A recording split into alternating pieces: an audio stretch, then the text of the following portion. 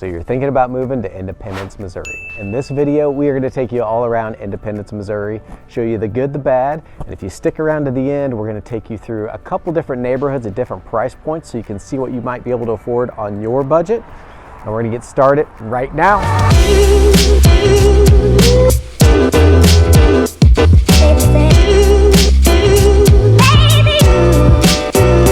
Hey, if this is your first time tuning into the channel and you want to know everything there is about living in Kansas City and the surrounding areas like Independence, Missouri, then click subscribe, hit that little bell for notifications so you can be the first to know the current market here in the Kansas City area. My name is Zac Morton. My business partner Max Jones, the team and I, we've been helping people move to Kansas City for over 20 years and we absolutely love it. But you don't have to take my word for it. See what our clients have to say with over 600 Google reviews from people just like you that were making a move to or within the Kansas City area. So whether you're moving in 3 days or 3 months, pick up the phone and give us a call, shoot us a text, drop us an email, schedule a Zoom so we can help you with that smooth move into the Kansas City area. All right, so like I said, I'm standing here. We are in downtown Independence right now. I'm at the square. This town, I think it was built or started in the 1820 something, so a couple hundred years old almost. And right there, that courthouse is what started it all. We're going to walk over there and take a look at that. Harry S. Truman, the President of the United States, called this town his home. So we got a little famous history here, and let's get going. All right, well, it is a nice cold day here in February. The sun is shining, and we are standing right in front of the courthouse in downtown Independence Square. So Independence is the 5th largest city in Missouri, and it's just on the southeast side, well, the southeast side of Kansas City. It's furthest west of the state of Missouri, but southeast side of Kansas City, 5th largest state. We've got, or 5th largest city. We've got over 120,000 residents living in Independence. And this is one of the bigger, not just size by volume of, or number of people, but the actual sheer size of Independence. It's a huge city. All right, you've probably noticed this in the background here. All these old towns that I've been taking you guys to. You know, the Kansas City area was a big, with the Missouri River running right through the middle. That was a big spot where settlers would hop off the boats, right? Because boats made it really easy to travel. And this is about the last stop to the west. So Independence is one of those spots where a lot of settlers got off, hit the trail, the Santa Fe, the Oregon Trail, the Overland Trail, and started making their way west. All right, so like I said, here we are on the square, taking a walk around. Got the courthouse in the background, which is the center of that. And then really for about, you've got about 10 total blocks of shopping and restaurants and entertainment stuff. It's not really a super hopping place, you know, during business hours. We're out here right now during business hours, and you know, every parking spot's full, court's in session, restaurants are starting to fill up. But you know, as far as the nightlife goes, it's not really the weekend party spot. We are only 15 minutes from downtown, so you've got this whole little shopping area, plenty of stuff to do, eat, shop, restaurants, haircuts, cinemas. There's a bowling alley on the other corner. Famous hot dog place called Up Dog. What's Up Dog? And all the little boutique-y things you'd expect to find.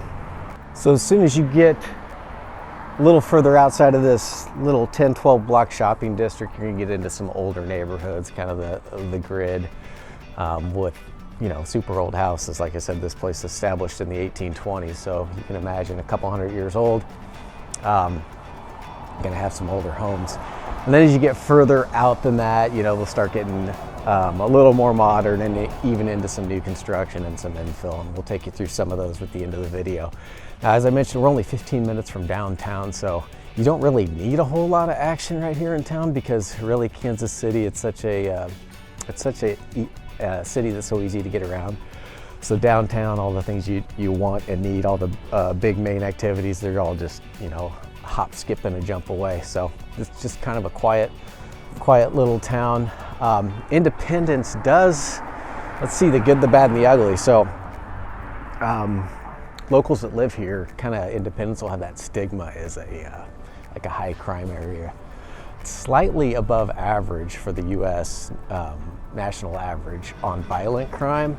On petty crime, it comes down below the average. So kind of a mix there. And I think just like really any part of town, I think the reason it gets that bad rap is it's so massive. That's such a big footprint. I can tell you there's spots of independence that I'm not going to go to at night. And there's probably spots in just about every city you don't want to go to at night. And as you go east in Independence, closer to downtown, those are probably the areas you want to stay away from. As you get further, as you go east, like right now I'm probably about in the middle of Independence. And as you go further east, you're going to go out into, I mean, it's going to turn into country and farmland. So as you kind of picture that, if you're staying in the, you know, most people stay close to the neighborhood they're shopping in. So if you're in that neighborhood, like I'm going to take you through some neighborhoods here in a little bit, and I would feel totally safe walking around any of those neighborhoods at night. May not feel so safe walking around downtown at night. So I think a lot of that is the violent crime is people in those areas that are kind of, you know, the bad folks creating violent crime to themselves, and not so much up here in the subdivisions in the suburbs. Up here, like I said, the petty theft and things like that are below the national average, and I think that's pretty consistent with all areas in Kansas City, but I do know that Independence does kind of have that stigma, and you'll hear people talk about that. All right, we're just on the edge of the square. Actually, you can see some of these cute older homes. I always like the character that you get with the older homes, so I just thought I'd stop real quick and let you guys take a look at that. But getting back to schools, I wanted to touch on schools because that's another thing. Most people move into a new area, parents especially, you know, you're concerned about schools and safety and property values and all that good stuff. So schools here, if you look them up according to like Niche or greatschools.org, they have them rated as B or slightly below average as a whole. If you break that down, there's 16 elementary schools, there's 10 middle schools and 3 high schools. When you break all those down and look at them individually, the elementary schools actually are very highly rated. They all were above average. And then kind of as you go up that slope into high schools where you fall just below and have that B rating. But as a whole, they're getting the A and better. I'm not sure if that's test scores or what, but just how they rate it according to those sites. So just something to keep in mind. Overall, really good. All right, so things to do around here. Well, we've got Cable Dahmer Arena, which is gonna have concerts, it's gonna have ice hockey, it's gonna have professional soccer, if you're into any of that and everything in between that happens in an arena. Here locally, we've got bowling just around the corner, we've got Pilates straight behind me, we've got walking trails, biking trails. You can tour, there's a lot of history here obviously, so there's Harry S. Truman's home, you can tour that. Couple art museums, and then as you get outside of that a little further, we're going to have, you know, golf courses. There's a water park. We've got the Royals and the Chiefs Stadium, which is just on the fringe of Independence, so just outside into Raytown, and just about any other outdoor activity you can come up with. All right, so if you are hungry or looking for things to do, you're not going to have any problem finding food here. Very diverse. There is food everywhere. We are just heading out of the old downtown square area right now with a lot of mom and pop restaurants all around. I think the last time I pulled up a Google map and was looking for restaurants around Independence, there is well over 100. Not too many 5 stars though. You're not going to find fine dining in Independence necessarily, but several chains, several mom and pops, you know, find Thai food, Indian food, I mean, all kinds of authentic food from different cultural backgrounds and all that. And then things to do, we talked about, you know, nice golf courses, hiking trails, biking trails, walking trails. There is the Bass Pro Shop, which is a major outdoor recreational shop. I think everybody knows what the Bass Pro Shop is. And they have a lot of nice trails around that too, and that's located in Independence. With the history here, there's lots of museums, lots of old churches. And speaking of churches, we are going to take you to one of the most famous spots in Independence. I was going to see, I can see it right now. We're kind of coming up on it. I don't know if you guys can see that huge temple out there. A little spiral thing that goes straight up into the sky.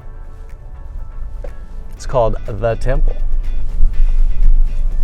So the Mormons own a piece of ground over here called the Temple Lots. We're going to go cruise through that. About once a year, they get a big influx of Mormons coming in from Utah, but it's a beautiful building. We're going to go over here and get some footage of it.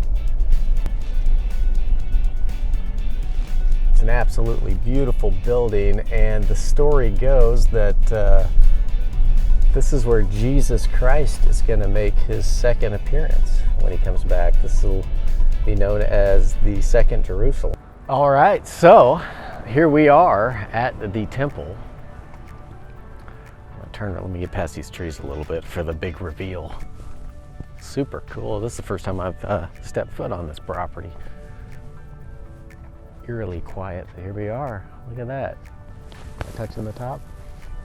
So this is the temple, Mormon temple. There's all kinds of information on this online if you want to do more research on this. And then it's all considered the temple lot. So they own the property there.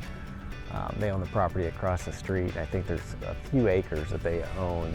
And this is where, like I said in the car while we were driving, that Jesus Christ is supposed to make his reappearance.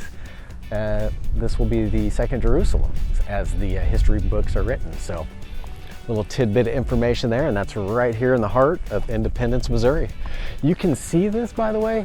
Kansas City overall is a fairly flat part of the country, so there is a lot of places in town when you're up on the highways, even north of the river on the Missouri side, that you can see that. I think that is over 300 feet tall, if memory serves me correctly. And you can see it from a lot of places in the city, so interesting. And I believe they have a 1 o'clock mass every day, or a group prayer or something, so I think you can go in there every day at 1 o'clock, but we're not quite there at the right time today.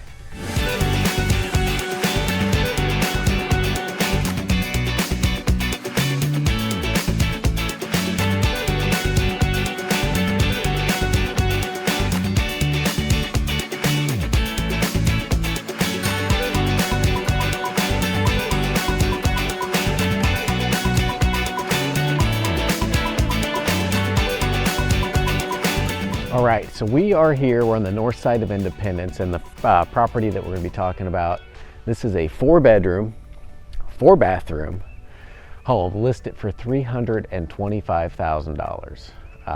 This home backs to, kind of like what I like about this neighborhood in general, is it backs to farmland. So even at the end of the street here, you'll see if we walk up the hill a little ways, that's actually farmland. This is kind of infill after the fact, so there's an older subdivision that you have to drive through to get here, but then we've got some newer stuff. So like I said, this one right now is $325,000. It's 3,000 square feet, 4-bedroom, 4-bath. You've got a finished basement.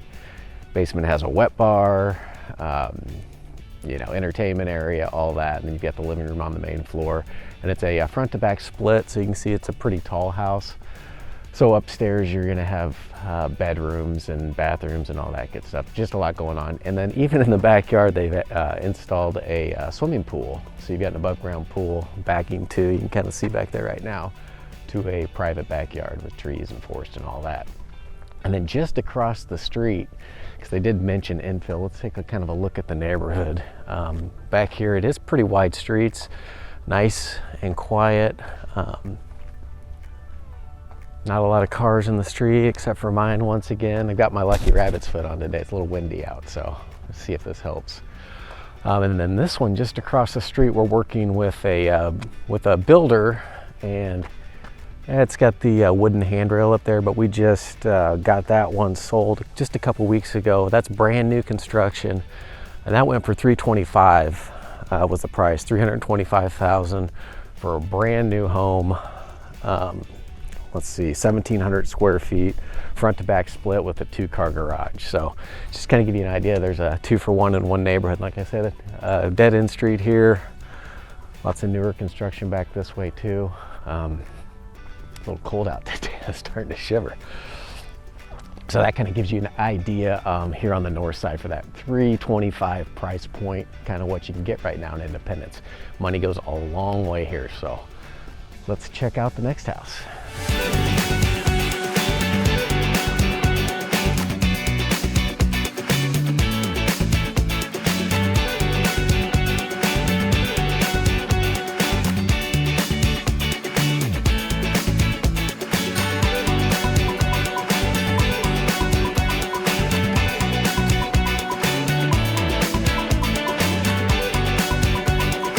Right, we're still near, it's kind of the same, within a half a mile of the last house we were at, so there's still some newer side. Actually, this whole street's fairly new construction, as you can see. And this one to my left, they're still building this one. It is $426 currently is the price, $426,000. That is a 3-bedroom, 3-bath. It's a ranch, so this community will, or this side, as you can see, they're all ranch homes. Tends to get the older crowd, not a whole lot of kids over here, a little bit quieter. So that's kind of what the focus is in this area. If you have a big family and you're raising kids, then that last neighborhood that we were just at is probably going to be more conducive for you, or have more kids for your kids to play with. But anyway, this is nice new. We'll post some pictures up at the inside of this, but it's kind of what you can get for brand new construction out here right now on the ranch home, which, like I said, appeals to those folks not looking for steps. Just walk in, everything's on that main level. We'll kind of pan around here so you can see the neighborhood. And then, as you can see, even at the end of the street over here, currently a lot under construction. All right, let's go check out the next house, shall we?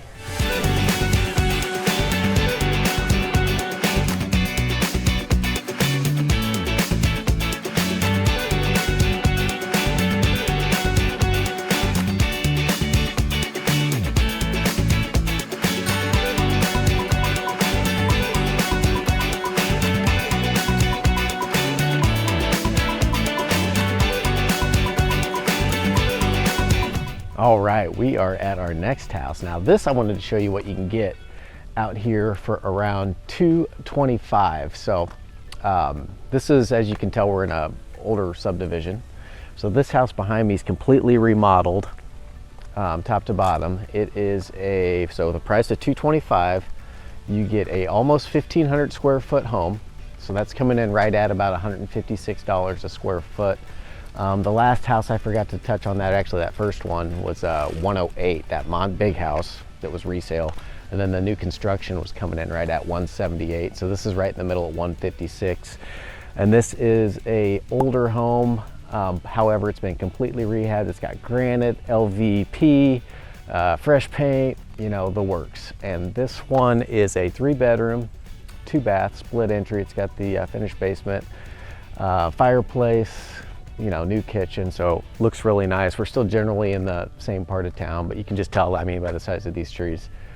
A little bit older neighborhood. It's still quiet, it's still cold, but that's kind of what you can expect for that price point. And a lot of people are excited to see what they can get per square foot and the size of the house for $225. I mean, this thing, just turn the key and start living. All right, I've touched on this before in other videos, but if you are driving down the street, we're pulling up on a quick trip right now.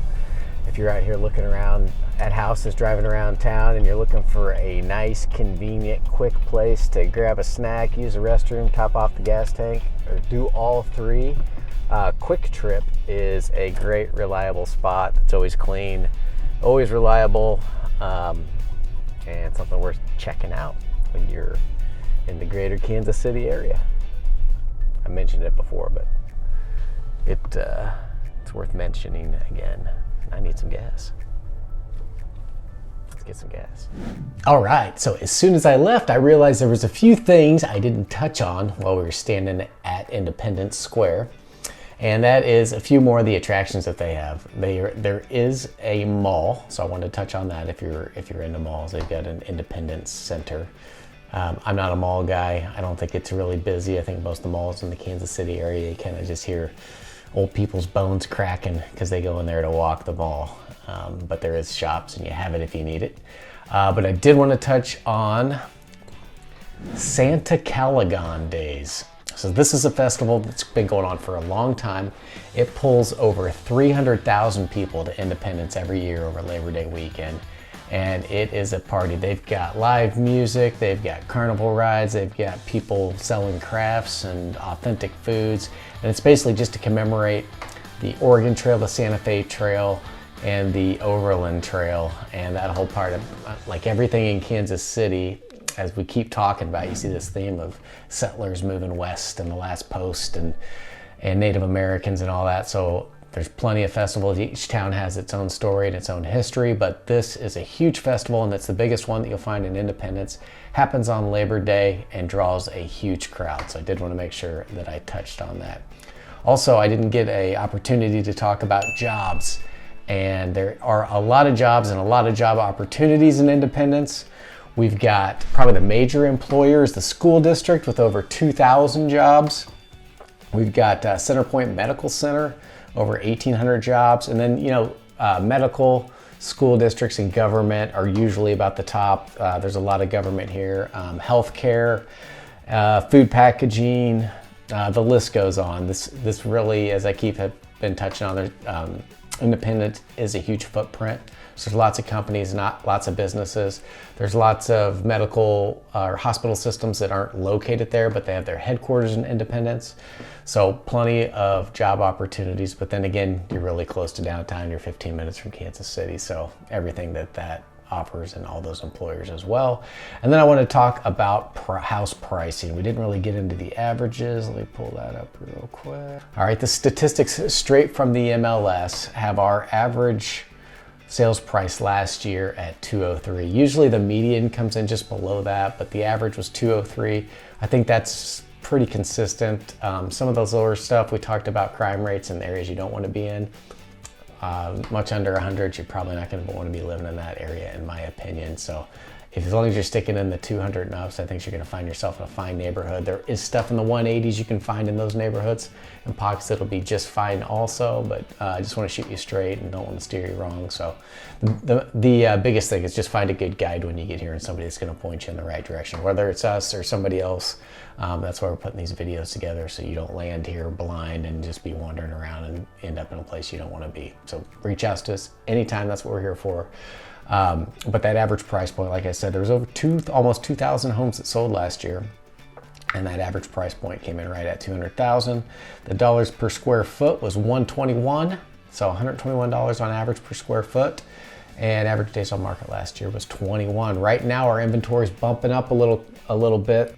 Currently, the active days on market for the active properties is sitting right around 46, which gives us that 1.29 months of inventory on the market. Of course, that's always changing, and that's what we're here for, to kind of help you and guide you through that. So median income's coming in for Independence is coming right at $53,000, and for a $200,000 average sales price in Independence. So by far, Independence is going to be one of those cities it's going to get you close to Kansas City, but have the cheapest cost of living. We're talking all the way from real estate to grocery stores and everything in between.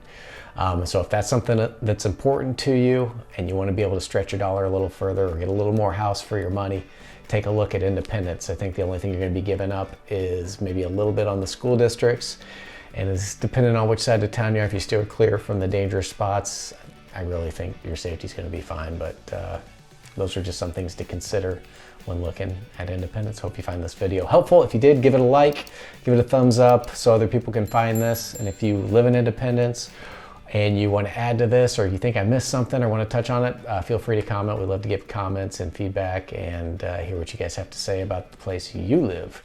Thanks for watching. Next time.